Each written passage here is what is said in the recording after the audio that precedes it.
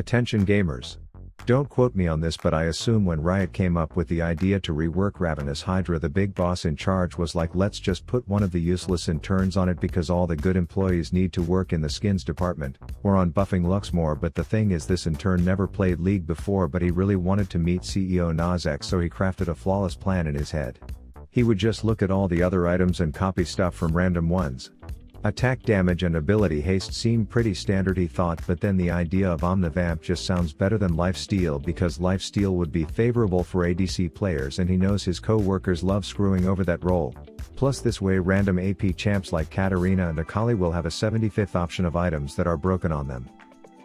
Cleave is a nice touch, everyone likes a little sound wave ejaculating out of your auto attacks, he thought, but then it needed something unique if it was gonna help him stand out. Let's copy the Mage Eyes stacking mechanic, he thought, because this game isn't already snowball-y enough, but let's make it stack with minion kills as well, because you can't spell solo queue without depression or something, and voila. The 6065th way to make the game slightly less fun skipped through the play test and was bum rushed into live to stir up some juicy drama as the most overtuned item in the game, so today I figured I would build it on this, counting Dracula to show off its power, and then I would cover one of the many champs who have been rushing it to illustrate just why it's a problem in the current state of League of Legends. Quick update on my banging internet GF, she goes by War Mommy War Maiden, and yes, this is how she dresses around the house. Some of you may be saying, hey, isn't she just a character in Raid Shadow Legends, the leading mobile MMORPG on the market? And to that I say no, because me and this Maiden of War are metaverse exclusive. She fights off spiders for me, and despite these things recommending you bring a group, I find the one-on-one time more intimate, and let's just say doing it this way knocks her dead every time. There are 600 other champs like this, so anyone can find their own War Maiden, and the game, unlike League, is always fresh and welcoming to new players. Like right now there's a Champions Elect event where all new players can copy their player ID and paste it on this site, where they can vote on their favorite champ between January 16th and February 10th, with opportunities to win dank in-game and real-life prizes like epic and legendary champs, or even Amazon gift cards up to $1,000. Winners will be drawn February 10th when one champ is crowned the winner. Plus they do things like create champs around celebrities like Ronda Rousey that you can get just by logging in and playing Raid 7 days between now and February 20th.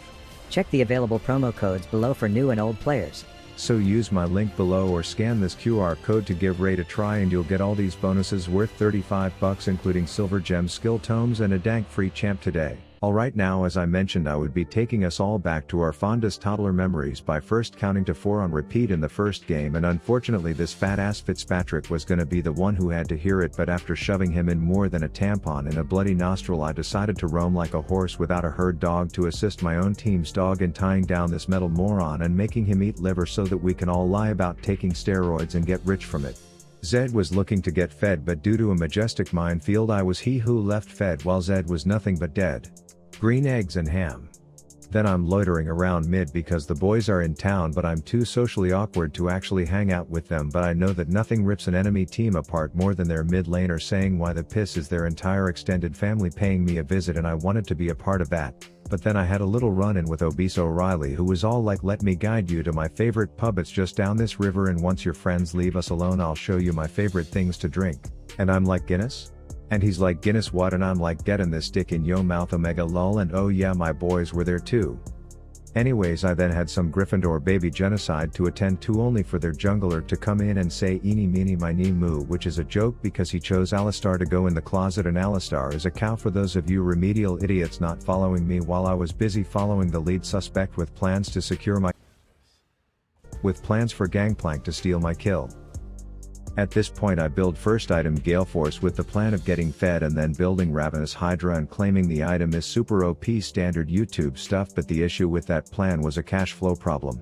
You see, the enemy players were all falling over like dumbass dominoes, but Captain Jack Sparrow felt the need to take home the big payout every single time, which was delaying me from purchasing my clickbait item. You could argue the thin beams that I was distributing were securing us a thick amount of homicides, but every single time it was just more of this.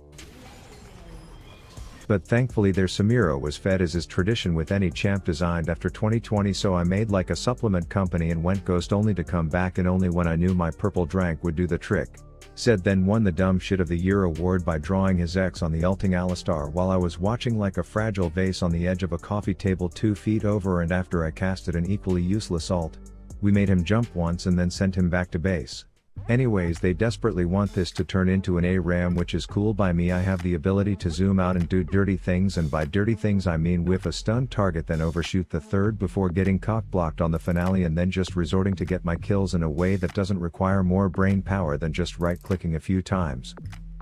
At this point I had bought the Hydra and it was ravenous, so I first fired up the death simulator to send one up Samira's shithole, and then I joined in with the other guys in asking Zed why he thought being right here right now was a good idea. I was busy farming AD stacks off of minions when I realized there's an objective to be fought over in what I was treating like a deathmatch type of game mode, so I ran in and contributed by yelling 4, and then I made sure to space myself more than a long bar in the center of a keyboard to make sure I didn't fall victim to forgetting that I was still playing an ADC, and the black and white bench just begs for us to take a sudden seat on it if we don't play safe. But things were looking like this was about to be a montage maker in terms of content until the average mental of League players decided to crush that dream, leaving me with like 2 clips with the damn item. So I knew if I didn't want angry Andes in the comments saying words like clickbait, I would have to play a champ who rushes this item, so I opted into being the Blade Kitty who bobs in bushes. But these particular bushes had empowered karma cues in them, so my experience boiled down to the saying, karma's a bitch. But in searching for a Rengar guide to act like I understand this champ, I stumbled across this gem of a channel, which is when I had the revelation of why show my own first time kitty titty gameplay when I can just commentate clips from one of the best. So Dakar 173, if you aren't happy with the free shout out, just message me and we will work out some revenue split from this video. Anyways, I wouldn't be surprised if I found out he wasn't allowed near schools based off of his apparent proficiency of hiding in bushes and jumping out at kids, which had this long-legged loser fake backing because she knew she had mold-ridden Hecarim in the area, which prompted something you'll never see from my own gameplay. Someone staying calm during a 1v2, doing a little bush bomb and bitch slapping until she's dead before breaking the hoof ankles off that horse and kiting back to tower. Then you will see something that you would see in my own gameplay, someone overcommitting under tower doing the whole greed into feed routine as he earned the double. So right off the bat he already had the Ravi Rockstar item in his rift scrotum as he's pushed up more than a set of tits in a bombshell bra, welcoming ganks like they are house guests, because he knows with just this item he can launch homicidal games of hide and seek where he pokes out then puts on the cloak of invisibility before doing a wraparound to put an end to both their jungler's life and their top's patience with 1 kill. His team is managing to wipe themselves like they all just got done taking a group poop, which has the enemy team setting up to tap him from so many angles you'd think this is a porno shoot, as Mal starts off with a ceremonial suck. Then a last ditch hop tag team the tower in for the kill, finishes off the floater leaving just mommy long legs to clench her ass cheeks together and just barely clutch the shutdown before getting lasered to finish off yet another double dickin by Mr. Dakar. Turns out the adversary alliance traveled far to adopt a severely swollen scuttle crab, but like how most adoptions typically go, this one involved 6 people fighting to the death, a large flaming horse carrying a queef healing kitten and an even larger cat resembling that of the Beast from Beauty and the Beast, demonstrating a rather impressive expertise when it comes to taking long lethal leaps out of rift pube patches until all that was left was one futuristic looking lady with legs for days and an apparent allergy to animals bad enough to cause death. The swollen scuttle was successfully placed in a new home that day. Fast forward to a little I'm a fed Rengar, let's make my screen all purple action until we find that floating Aladdin who doesn't realize that he can kiss my ass because I have QSS, and then due to the quick reflexes and the actual skillful gameplay I remembered that this wasn't me playing Rengar, so someone go give Dakar his perverted 69th sub for God's sake, the man is magical on this weaponized kitten of a champ. But here's the thing, even the most skillful of players can get carried away by the property of fedness, and it was only a matter of time before his limit testing would finally fail.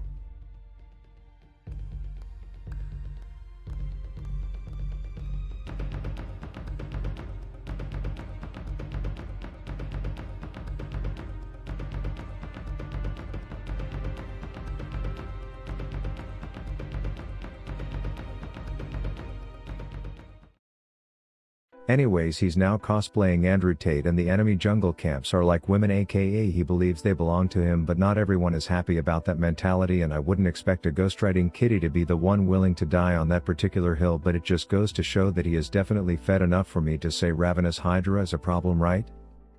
And if anyone has ever been absolutely pummeled into the rift soil on repeat by a Yumi Hecarim combo, then I think you are going to particularly enjoy this next one.